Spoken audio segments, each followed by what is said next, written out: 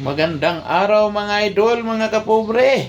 Welcome sa kusina ni Uncle Bob TV Mix Vlogs. Andito tayo ngayon, magluluto tayo ng baon. Let's go! Ito ang lulutuin natin ngayon mga idol, mga kapobre. Tara! Samahan niyo ako sa pagluluto mga idol, mga kapobre. Ayan mga idol, mga kapobre, mayroon tayong kalamansi juice, sibuyas, bawang, cubes, 4 cubes mga idol, mga kapobre. At mayroon tayong liempo yan, pinirito ko ng konti. Tara mga idol, mga kapobre, magluluto na tayo. Ayan, same kawali ang gagamitin natin mga idol. At mantika, ilagay na natin ang bawang. Antayin natin lumabas ang bango ng bawang mga idol, mga kapobre. Hindi na tayo nagugas-hugas ng kawali mga kapobre.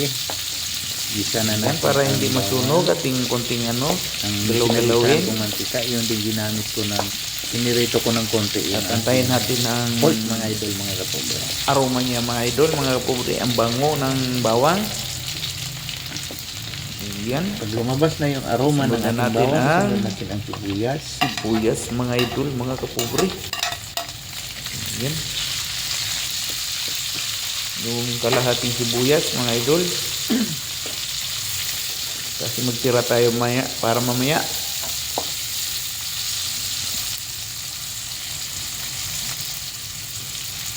Yan, antayin natin na lumabas na rin ang bango ng pinaghalong bawang at sibuyas.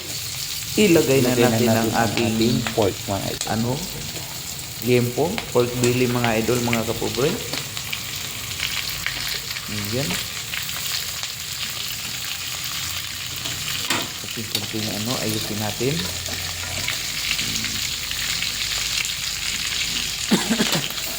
Haluin mga idol. Yan. Tapos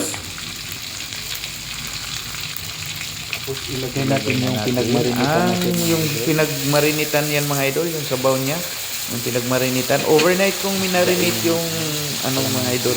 Bigay natin, sayang yung pork natin mga idol, mga kapobre. Minarinate ko ng tuyo, kalamansi, tuyo, saka oyster sauce mga idol, mga kapobre. Kalamansi overnight, mga idol, paminta mga idol. Tapos paminta. Ayan. Yan natin haluin mga idol. Para ma-distribute ng maayos ang linamnam.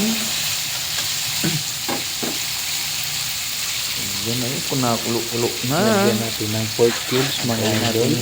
Yan. Ilagay na rin natin ang 4 cubes. Tapos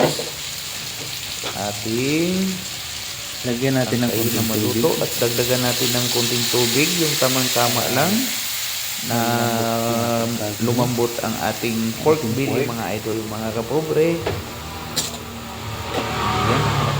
Yan, ating takpan muna mga idol, mga kapobre. Yan, Idol, ating bubuksan. Yan, napulo-pulo na. At ating tikman mga idol, mga idol. Ano ang lasa? Sarap na. Sarap. Lalong kumarap. Okay na. Lagyan ng paminta mga idol. Ayan. Nakulo-kulo mga idol, mga kapobre. Lagyan natin ulit ng paminta mga idol. Pamintang durog. Lagyan natin ng Pwede konting rin paminta ketchup. powder. Ketchup mga idol. Na iba to mga idol, lalagyan ko ng konting ketchup para manamis-tamis. Ayan. Tansameter lang ating gamit mga idol. Uncle Bob version to na Patansya lang. pork steak mga idol, mga kapobre.